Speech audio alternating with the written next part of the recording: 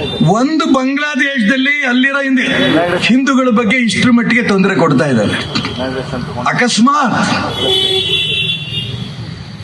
ಭಾರತದಲ್ಲಿರುವಂತ ಹಿಂದೂಗಳು ಈ ದೇಶದಲ್ಲಿರುವಂತ ಮುಸಲ್ಮಾನರಿಗೆ ಸಿಕ್ಕಲ್ಲಿ ಸಿಕ್ಕಿದ್ ತಗೊಂಡು ಹೊಡೆಯಕ್ಕೆ ಶುರು ಮಾಡಿದ್ರೆ ಈ ದೇಶದಲ್ಲಿ ಮುಸಲ್ಮಾನರು ಉಳಿತಾರ?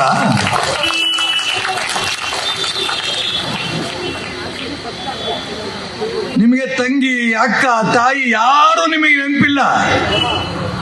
ಎಲ್ಲ ಮುಸಲ್ಮಾನರು ಕೂಡ ಹಿಂದೂ ಹೆಣ್ಮಕ್ಕಳನ್ನ ಅತ್ಯಾಚಾರ ಮಾಡ್ತಾ ಇದ್ದೀರಿ. ಈ ದೇಶ ಭಾರತ, ಹೆಣ್ಣಿಗೆ ತಾಯಿ ಸ್ಥಾನ ಕೊಟ್ಟಿರಂತ ಭಾರತ. ಇಲ್ಲೇ ಯಾವ ಹಿಂದೂ ಕಾರ್ಯಕರ್ತನು ಕೂಡ ಮುಸಲ್ಮಾನರಿಗೆ ಅತ್ಯಾಚಾರ ಮಾಡಕ್ಕೆ ಹೋಗಲ್ಲ. ಒಂದೇ ಒಂದು ಮಸೀದಿನ ಧ್ವಂಸ ಮಾಡಕ್ ನಾವು ಪ್ರಯತ್ನ ಮಾಡಿಲ್ಲ. ಒಂದು ಉದಾಹರಣೆ ಮಾತ್ರ ನಮಗೆ ತೋರಿಸ್ಕೊಟ್ಟಿದ್ದೇವೆ. 500 ವರ್ಷದ ಹಿಂದೆ ಆ ರಾಮ ಮಂದಿರವನ್ನ ನೀವು ಧ್ವಂಸ ಮಾಡಿ ಬಾಬರ್ ಮಸೀದಿ ಕಟ್ಟಿದ್ರಿ. ಇನ್ನೊಮ್ಮೆ ನಮ್ಮ ದೇಶದಲ್ಲಿರಂತ ದೇವಸ್ಥಾನಗಳಲ್ಲಿ ಮುಟ್ಟಿದ್ರೆ ಹುಷಾರಂತ ಆ ಬಾಬರಿ ಮಸೀದಿನ ಧ್ವಂಸ ಮಾಡಿ ತೋರಿಸಿದ್ದೇವೆ.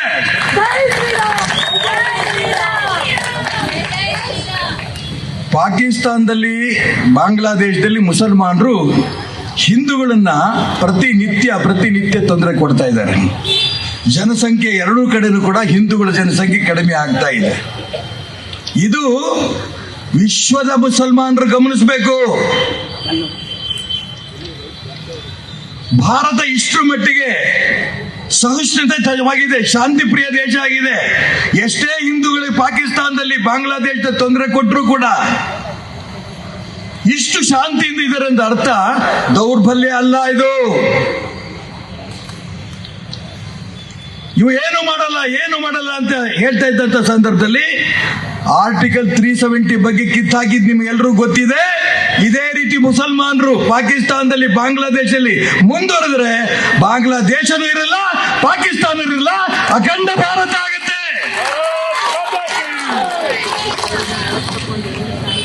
ನಾನು ಅದಕ್ಕೋಸ್ಕರ ಹೇಳಿಕೊಟ್ಟಿರೋದು,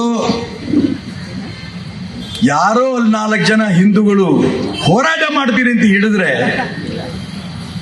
ಎಷ್ಟು ಇವರು ಕ್ರೂರಿಗಳು ಅಂತಂದ್ರೆ, ಇವರೇ ಹೊಡೆದಂತ ಒಬ್ಬ ಹಿಂದೂ ನಾಯಕನಿಗೆ ಆಸ್ಪತ್ರೆಗೆ ಕರ್ಕೊಂಡೋಗಿ ಸೇರ್ಸಕ್ ಪ್ರಯತ್ನ ಮಾಡಿದ್ರೆ ಯಾವ ಆಸ್ಪತ್ರೆಯಲ್ಲೂ ಸೇರಕ್ಕೆ ಅವಕಾಶ ಕೊಟ್ಟಿಲ್ಲ. ಅವನು ಇವತ್ತು ನರಳುತ್ತಾ ಇದ್ದಾನೆ. ಇವತ್ತು ಬೆಳಿಗ್ಗೆ ಟಿವಿ ನೋಡ್ಕೊಂಡ್ ಬಂದೆ ನಾನು. ಬೆಳಿಗ್ಗೆ ಕೂಡ ಹಿಂದೂ ದೇವಸ್ಥಾನಗಳ ಧ್ವಂಸ ಆಗ್ತಾ ಇದೆ. ಜಗದ್ಗುರುಗಳು ಇಟ್ಕೊಂಡು ನಾವು ಇವತ್ತು ಸಭೆ ಮಾಡ್ತಾ ಇದ್ದೀವಿ. ಇದರ ಅರ್ಥ ಈ ದೇಶದ ಸಾಧು ಸಂತರು ಇವತ್ತು ಎದ್ದಿದ್ದಾರೆ. ಹಿಂದೆಂದೂ ಕೂಡ ಸಾಧು ಸಂತರು ಶಾಂತಿಯಿಂದ ಇರ್ರಿ ಅಂತ ಹೇಳ್ತಾ ಇದ್ರು. ಒಬ್ಬ ಸನ್ಯಾಸಿ ಆದಿಚುಂಚನಗಿರಿ ಸ್ವಾಮೀಜಿಯವರು, ಚಂದ್ರಶೇಖರ್ ಸ್ವಾಮಿಗಳು ಹೇಳಿದ್ರು, ಈ ದೇಶದಲ್ಲಿ ಮುಸಲ್ಮಾನರಿಗೆ ಮತದಾನ ಹಕ್ಕು ಕೊಡೋದೇ ತಪ್ಪು. ಈ ಮಾತನ್ನು ಅವ್ರು ಹೇಳಿದ್ದಾರೆ.